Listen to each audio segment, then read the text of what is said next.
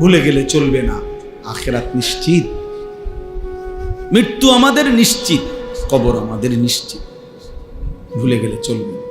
জাহান্নামের আযাব বড় ভয়ানক আযাব, বড় ভয়ানক আযাব।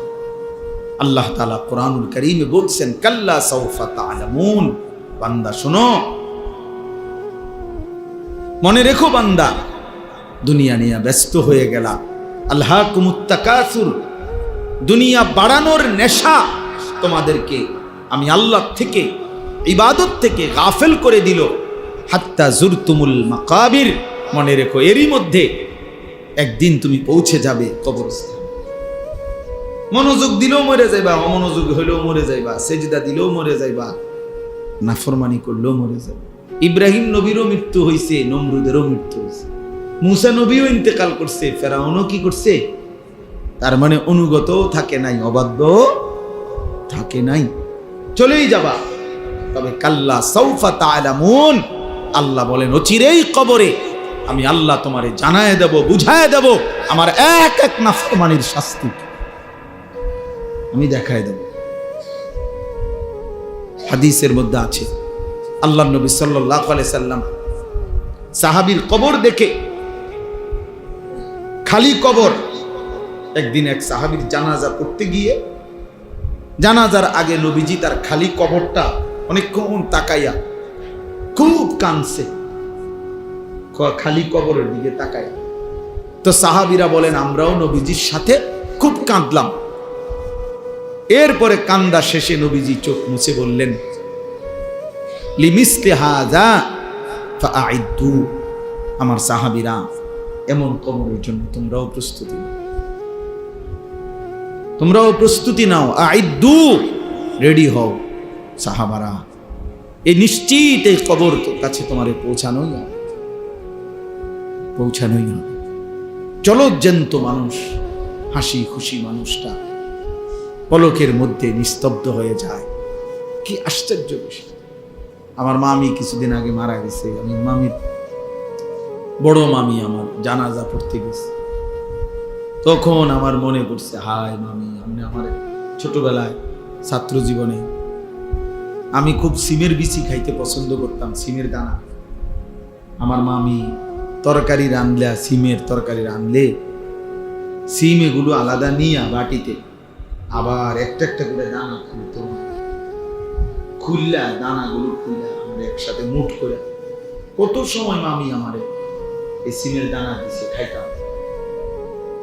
তো সেই মানুষটা যাকে আমি চোখে দেখলাম এতদিন এতবার, সেই তিনি কবরে চলে গেছে,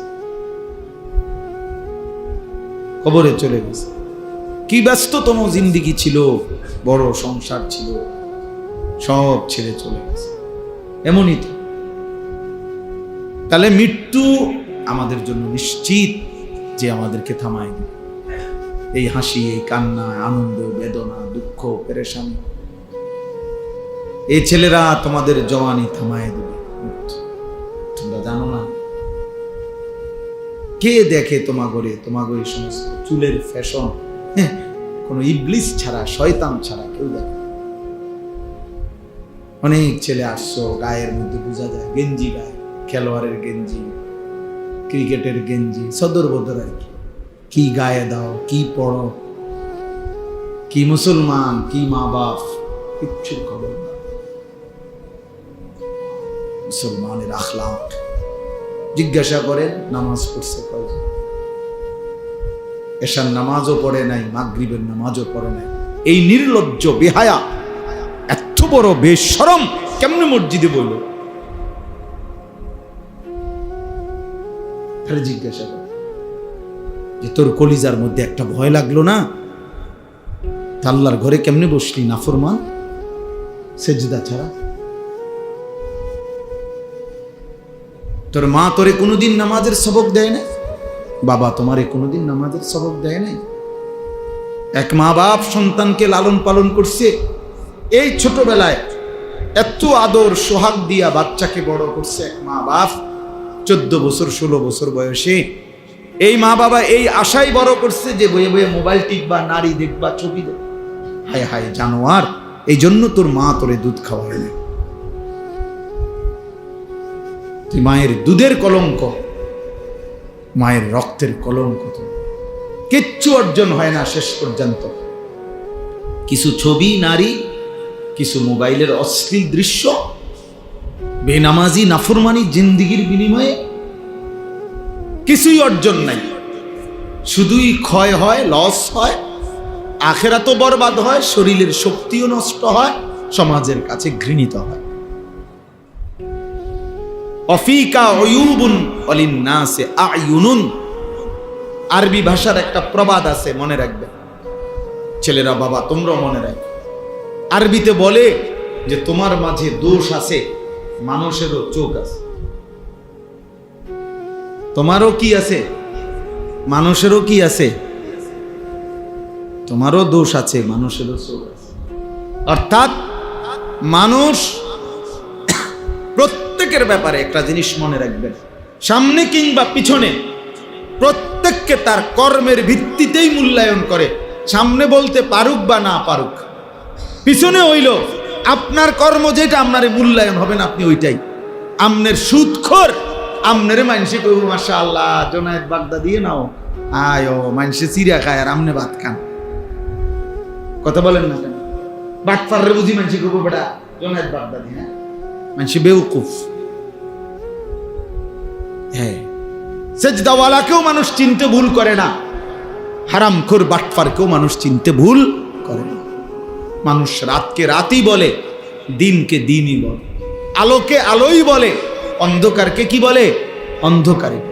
এজন্য হারামখোর, পাপী, নাফরমান, তোরে বেটা চরিত্রহীন ছেলে তোমরা যারা এ নারী দেখো, ছবি দেখো, মোবাইলে অশ্লীল দৃশ্য দেখো, এক ওয়াক্ত সেজদা দাও না, তোরে মানুষ বেটা কোনোদিনও সম্মানের চোখে দেখে না, তোরে হাইওয়ান জানোয়ারের এক আইটেম ছাড়া আর কিচ্ছু মনে করে।